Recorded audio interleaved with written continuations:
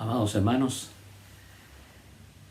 mucho gusto de poder saludarles una vez más y estamos iniciando un nuevo estudio de la palabra del Señor, que en este caso se trata ya del último capítulo de nuestra serie Tiempos Finales, y en este caso estaremos hablando acerca del rapto, un cerrar de ojo, dice una de las versiones de la palabra de Dios, que es un versículo que está en Primera de Corintios, el capítulo 15. Conforme pasa el tiempo, la pregunta que figura o sale en Segunda de Pedro 3:4, donde dice: ¿qué pasó con la promesa de que Jesucristo regresaría? ¿En qué quedó la promesa de su venida?, dice otra versión.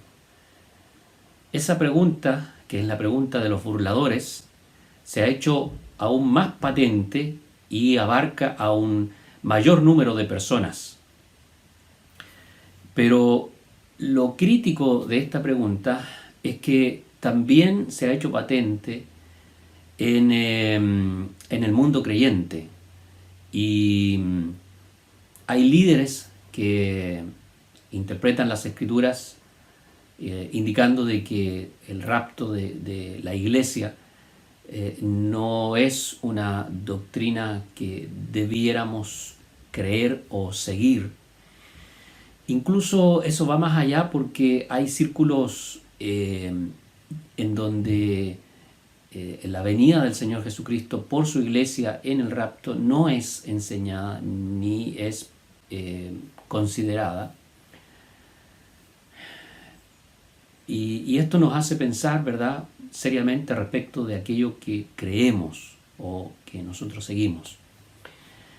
Y es que el rapto, o también conocido como arrebatamiento, siempre fue un desafío para los creyentes del Nuevo Testamento. Los alentó, los guió, les llenó de esperanza, y fue la fuerza que tuvieron en los peores momentos de su historia. Y creo que eso mismo puede suceder con nosotros hoy en día, que el conocer, el saber que el Señor viene por su iglesia, que viene por los suyos, nos debe no producir ningún tipo de temor, no debe causar en nosotros ninguna otra sensación extraña, sino la de un gozo, una esperanza y un alentarnos a seguir adelante, sabiendo de que la venida de Cristo está próxima. Y es que tenemos seguridad del retorno de Cristo, porque esta seguridad está basada en tres argumentos muy notorios en el Nuevo Testamento y que vamos a pasar a considerar a continuación. En primer lugar, el retorno de Cristo fue una promesa que hizo el mismo Jesús y que fue ratificada posteriormente por todos los escritores del Nuevo Testamento. Si nosotros consideramos, por ejemplo, Juan 14:3, en donde dice: y si me voy y os preparo lugar, vendré para llevarlos conmigo.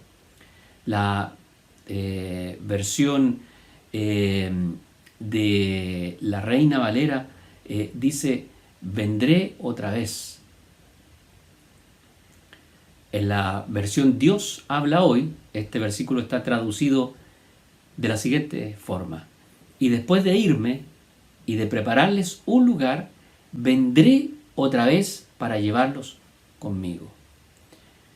Y de esa manera podemos examinar muchos otros versículos del Nuevo Testamento en donde Jesús está confirmando esta promesa de su retorno. Otro argumento importante que debemos considerar es que el retorno de Cristo es uno de los temas centrales de las profecías del Nuevo Testamento. Es uno de los temas más importantes, que se destaca por encima de otros. Y hay a lo menos unas 260 referencias al retorno de Cristo que están repartidas en todo el Nuevo Testamento. Por lo tanto, podemos considerar y entender que el retorno de Cristo, el regreso de Jesús, es una profecía realmente importante y muy considerada en todo el Nuevo Testamento. Podemos ver pasajes como Juan 21, 20 al 23, 1 Corintios 15, 51 al 55, o 1 Corintios 16, 22, 1 de Timoteo 1, 10, 1 de Tesalonicenses 3, 13, y así podríamos considerar muchos otros textos del Nuevo Testamento que nos muestran que se trata de un tema central. Jesucristo vino a la tierra, se manifestó en carne, pero indicó en más de una oportunidad, muchas veces, y después esto fue ratificado por los escritores del Nuevo Testamento, por todos los apóstoles, que Cristo volvería de nuevo. Y un tercer argumento importante que debemos considerar es que las iglesias del primer siglo se fundaron y se desarrollaron en torno a la espera diaria de la promesa que Cristo dijo en su momento. En Santiago capítulo 5, versículos 7 y 8 podemos leer lo siguiente: Sed pues también vosotros pacientes y afirmad vuestros corazones, porque la venida del Señor se acerca. Tened también vosotros paciencia y afirmad vuestros corazones, porque la venida del Señor se acerca. Entonces, aquí podemos ver que las iglesias del primer siglo siempre recibieron esta promesa de que Cristo volvería. Y es más, cuando el apóstol Pablo le escribió a los hermanos en Filipenses o a los hermanos de Tesalónica, les mencionaba este tema como una pieza fundamental de su fe y como aquello que les daba valor en el diario vivir, que los estimulaba y los fortalecía en medio de las pruebas que ellos vivían. En Filipenses 3:20 el apóstol escribe: En cambio, nosotros somos ciudadanos del cielo, donde vive el Señor Jesucristo, y esperamos con mucho anhelo que Él regrese como nuestro Salvador. Esa es una versión de la NTV, la Nueva Traducción Viviente. Y esperamos con mucho anhelo que Él regrese como nuestro Salvador. Y en 1 de Tesalonicenses 1, 9 y 10 dice: Ellos mismos cuentan de lo bien que ustedes nos recibieron y de cómo se convirtieron a Dios dejando los ídolos para servir al Dios vivo y verdadero y esperar del cielo a Jesús, su Hijo, a quien resucitó, que nos libra del castigo venidero. Qué bien, como ustedes pueden ver, los hermanos del Nuevo Testamento, ellos escuchaban el Evangelio, se convertían a Cristo, lo comenzaban a seguir, y como venían siempre persecuciones, tribulaciones y problemas por causa de su fe, encontraban un estímulo muy grande al considerar la venida de Cristo como próxima, como una promesa hecha por Cristo, ratificada por los apóstoles y que estaba por cumplirse muy pronto. De modo que ellos vivían esperando del cielo a Jesús. Qué hermosa expectativa para un creyente. El tener en su corazón y en su mente que su mayor esperanza, que su mayor anhelo es poder recibir en las nubes al Señor Jesucristo, recibir a Jesús de esta forma. Así que ellos no estaban errados, porque entendían que el regreso de Cristo tenía un claro sentido de inminencia, es decir, que podía suceder en cualquier momento, en cualquier instante. Ellos creían esto, de que el regreso se podía producir de manera rápida y en cualquier momento. En Apocalipsis, capítulo 22, versículo 20, el Señor nos dejó esta promesa: ciertamente vengo en breve, ciertamente, de verdad, vengo en breve. Y en eso, de breve, no significa en poco tiempo solamente, sino que más bien tiene un sentido de que en cualquier momento puede acontecer. Pasemos a describir ahora cómo es que la Biblia nos presenta el rapto de la iglesia, este acontecimiento, este evento que tanto espera el mundo creyente, los hijos de Dios. La Biblia nos describe el rapto de la iglesia con una palabra que es bastante particular y que está empleada en otros textos de las Escrituras. Es una palabra que significa arrebatar.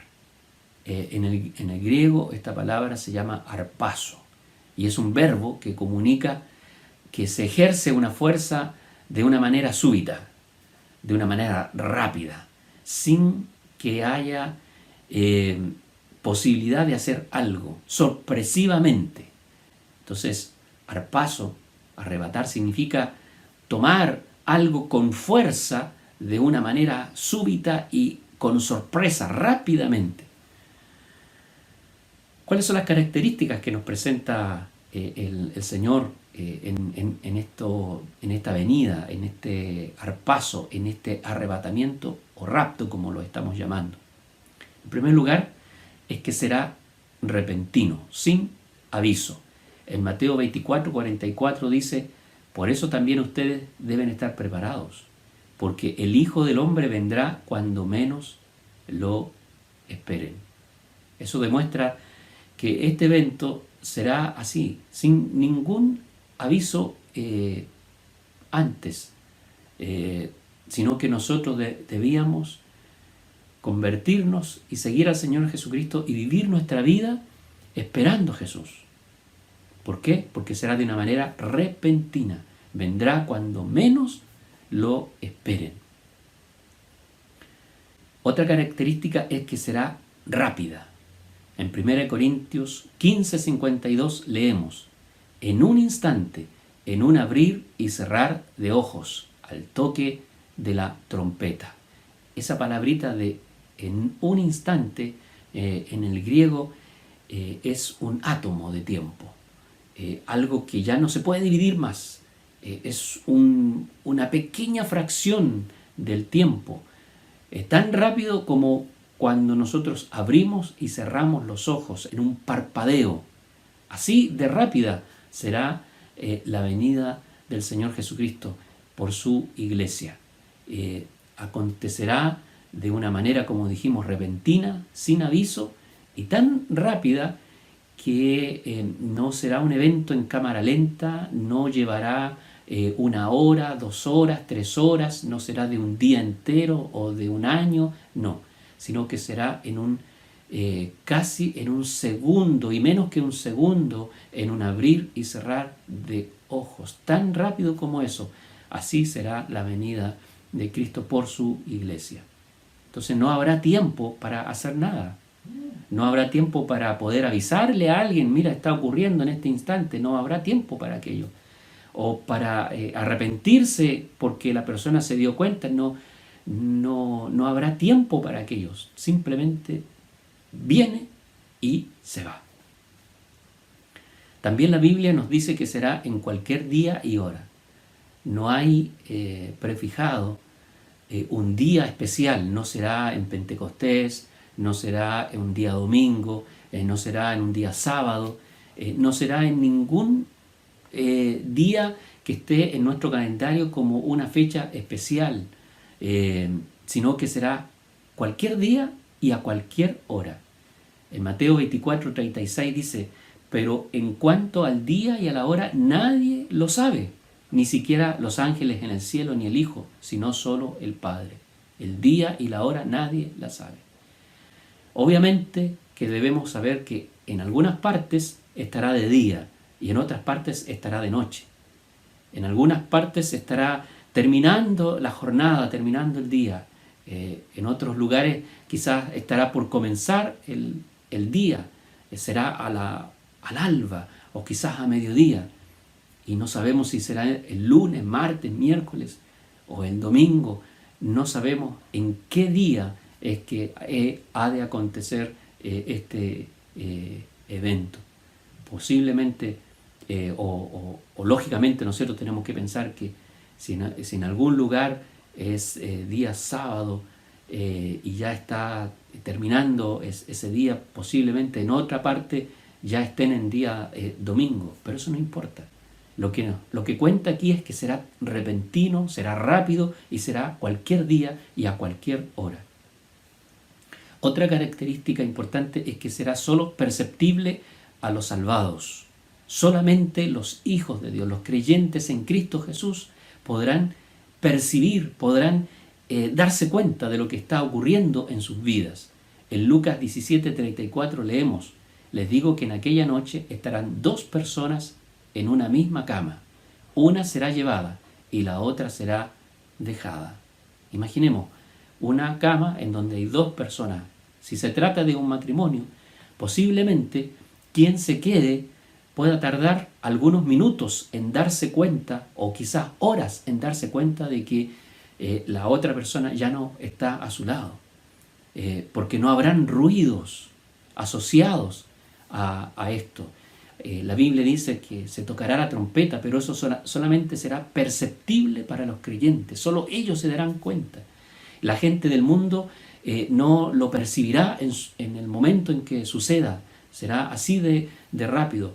Y por supuesto, claro, ocurrirán quizás muchas tragedias después de esto, pensando en aquellos que puedan ir conduciendo un vehículo, por ejemplo, o estén en una operación en donde ellos estén presentes y al momento de desaparecer, lo que estaban haciendo ya no se va a llevar a cabo.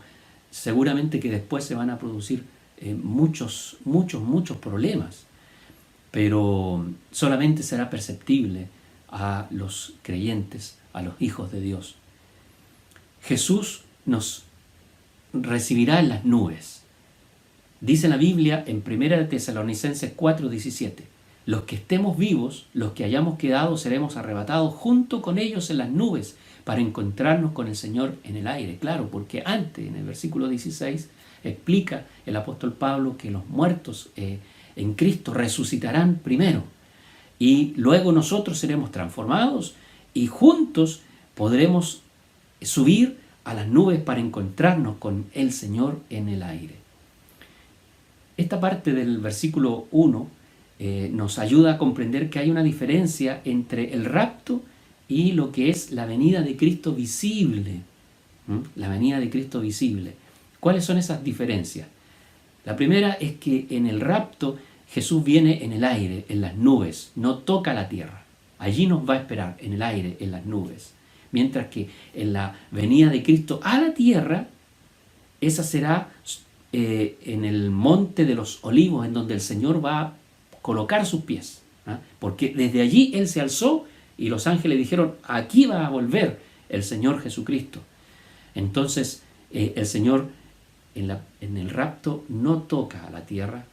En la segunda venida sí, porque viene a quedarse para gobernar la tierra. En el rapto Cristo será visto únicamente por los creyentes. Únicamente por los creyentes. Como decíamos recién, solo los creyentes se darán cuenta en el momento que ocurra. El resto se dará cuenta después que haya ocurrido. Pero en la segunda venida ya del Señor Jesucristo, cuando venga por segunda vez a la tierra, ese evento será visto por toda la humanidad.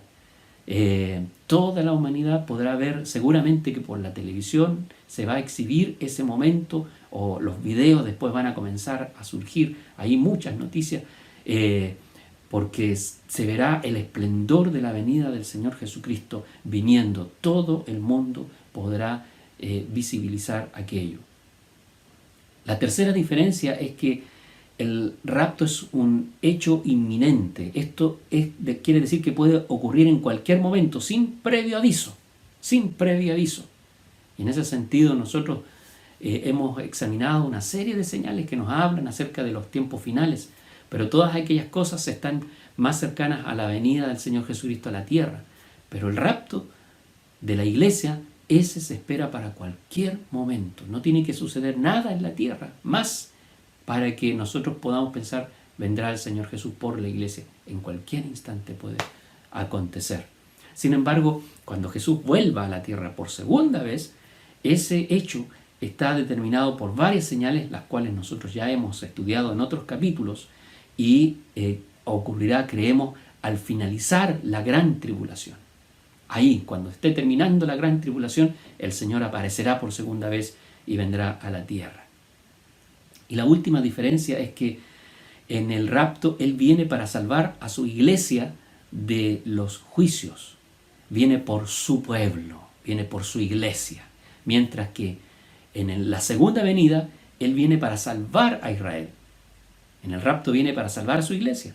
En la segunda venida viene para salvar a Israel, que está a punto de ser exterminado.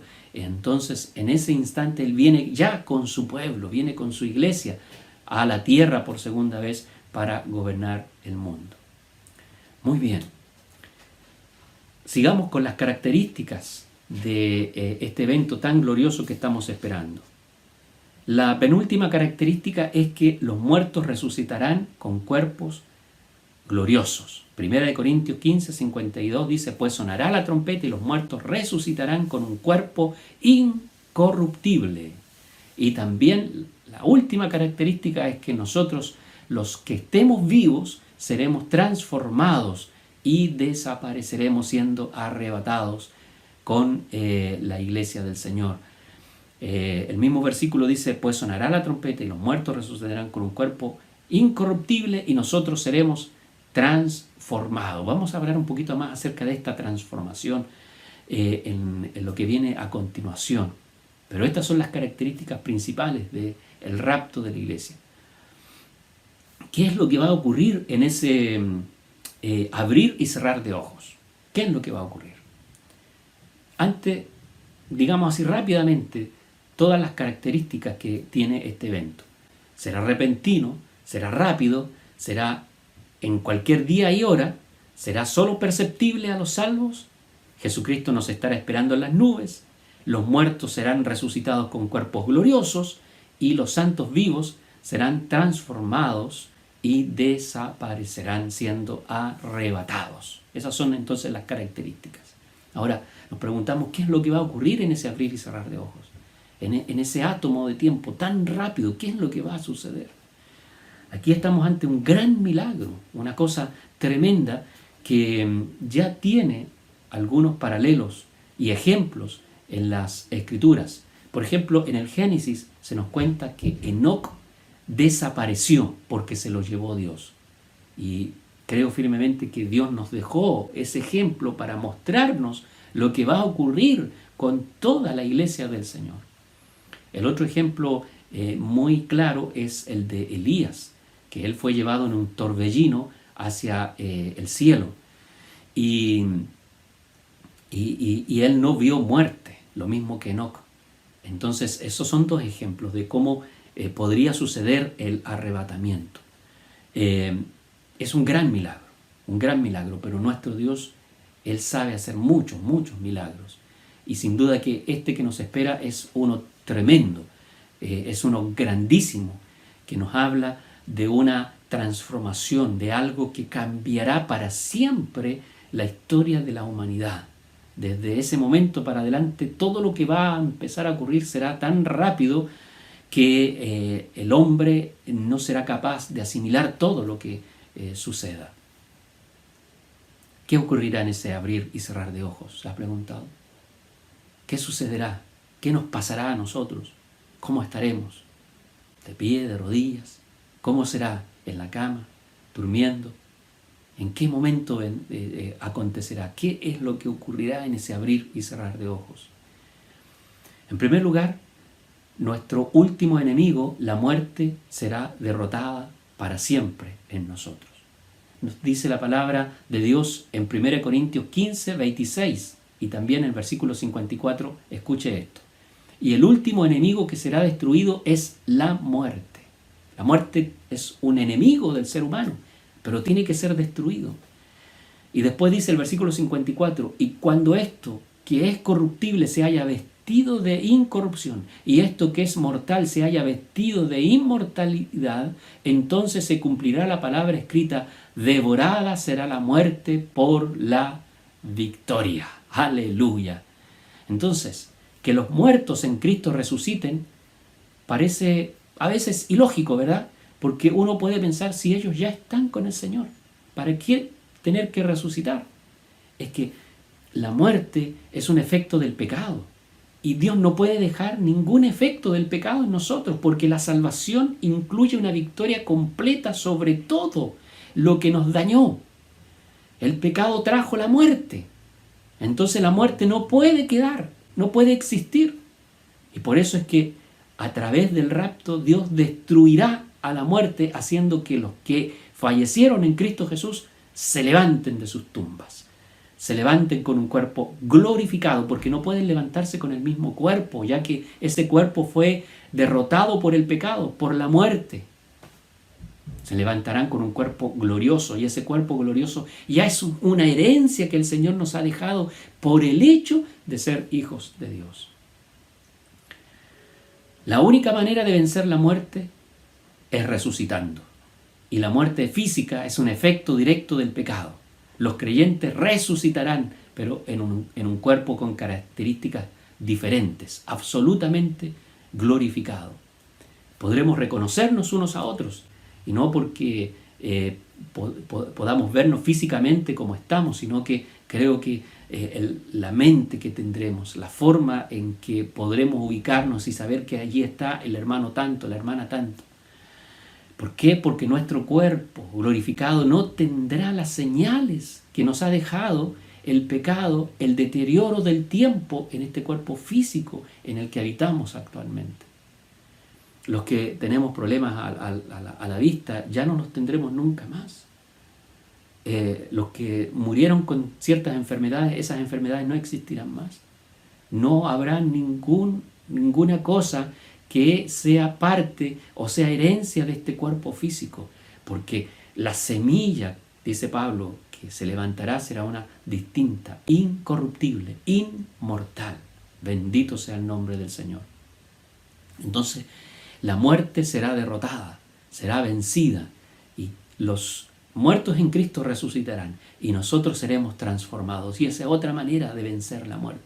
¿Por qué? Porque el Señor nos hará pasar por un proceso rápido en donde nuestro cuerpo, que está mortal, será destruido y será transformado, cambiado. Habrá una metamorfosis que ocurrirá en cada célula de nuestro cuerpo, y el Señor nos transformará por completo. Así que Dios va a completar en nosotros los efectos de su salvación. Eso es lo que va a ocurrir en ese abrir y cerrar de ojos. Por eso es que tiene que acontecer, porque la salvación de Dios es completa y no solamente incluye el perdón de los pecados, sino que también librarnos de para siempre. Y al ser transformados nosotros, mire lo que voy a decir, al ser transformados, el pecado ya no tendrá más efecto en nosotros. Aleluya, gloria a Dios, ya no podremos pecar nunca más. La tentación no tendrá efecto en nosotros, no habrá malos pensamientos, malas intenciones, no habrá pensamiento incierto. Muchas veces pecamos sin darnos cuenta, sin saberlo, por ignorancia. Y muchas veces las cosas que hacemos las hacemos imperfectas, y eso significa también una manera de pecar. Pero cuando recibamos este cuerpo glorificado, este ser glorificado, todo nuestro ser será transformado y ya no habrá más ligación con el pecado. Así que la muerte será derrotada, el pecado será derrotado en nosotros. Aleluya. El diablo ya no podrá venir a destruirnos y a dañarnos. El diablo será derrotado en nosotros y no habrá demonio que pueda ser capaz de vencernos, ni de producirnos temor, ni tristeza, ni dolor. Nuestros sentimientos y emociones serán perfectamente equilibradas. Sentiremos de una manera correcta y perfecta. Gloria a Dios. Todas estas cosas ocurrirán en ese momento, en ese abrir y cerrar de ojos, cuando el Señor vuelva por su iglesia. Mire estos textos que voy a leer. 1 Corintios 15, 42 y 43. Y también el versículo 49. Así será también en la resurrección de los muertos. Lo que se siembra en corrupción resucitará en incorrupción. Y lo que se siembra en deshonra resucitará en gloria. Lo que se siembra en debilidad resucitará en poder. Aleluya. Y así como hemos llevado la imagen del hombre terrenal, el viejo Adán, esa es la imagen que llevamos, una imagen dañada por el pecado, con un cuerpo y con una mente y con un espíritu que han sido dañados por el pecado. Pero gracias a Cristo, Él puso en nosotros la semilla de la resurrección. Gracias a Cristo que nos libró de nuestros pecados pasados y nos dio una nueva vida. Pero Él completará todo aquello. Él completará todo aquello. Y dice este texto que así como hemos llevado, dice tiempo presente, la imagen del hombre terrenal, así también llevaremos tiempo futuro la imagen del celestial. ¡Aleluya! Seremos como Cristo Jesús. Seremos como nuestro Señor Jesucristo en ese instante. Nunca seremos Él, pero sí seremos como Él. Amén, gloria al Señor. Por eso, mis queridos hermanos, creo que el rapto de la iglesia nos estimula tanto, nos fortalece tanto, porque nos anima a pensar en esa perfección que hoy día no tenemos, pero que vamos a alcanzar. En esa glorificación que hoy día no existe, pero que vamos a alcanzar.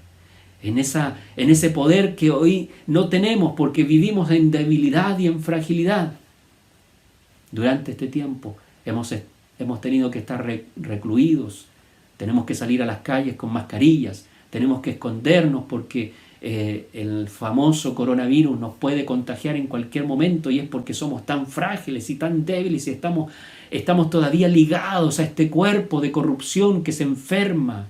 Pero aleluya, gloria a Dios, llegará el día que en un abrir y cerrar de ojos seremos transformados para siempre. Y no habrá más dolor, ni llanto, ni lágrimas, y ya no existirá más pecado, y la tentación rebotará en nosotros, porque no podrá entrar, y nuestra mente será perfecta, y pensaremos como nuestro Señor, y viviremos como Él vive en su bendita gloria.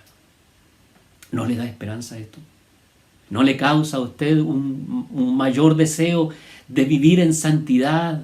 ¿No le causa esto un mayor anhelo de acercarse a Cristo Jesús y poder arreglar cuentas con el Padre Celestial? Pero tal vez también tenga que arreglar cuentas con vecinos, con amigos, con hermanos, con familiares.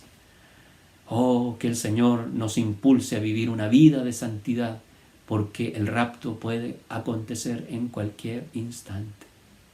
Hay muchos creyentes que han dejado de creer en esta doctrina y ya no la tienen como algo principal.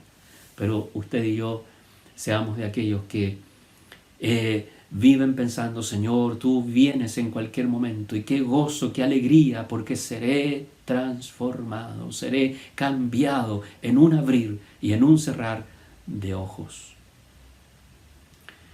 Quiero terminar ahora, mis queridos hermanos, mostrándoles que el propósito de estos estudios ha sido el poder llevarles, o mejor dicho, quiero resumir mi propósito en las palabras de 1 Tesalonicenses, capítulo 3, versículos 12 y 13, que dice: que el Señor los haga crecer para que se amen más y más unos a otros y a todos, tal como nosotros los amamos a ustedes. Que lo fortalezca interiormente, para que cuando nuestro Señor Jesús venga con todos sus santos, la santidad de ustedes sea intachable delante de nuestro Dios y Padre. Que este versículo estimule y llene nuestro corazón y nos impulse a una vida de santidad, esperando de los cielos a nuestro Señor Jesucristo, que vendrá por su iglesia. Que Dios nos bendiga, nos guarde y nos fortalezca. Amén.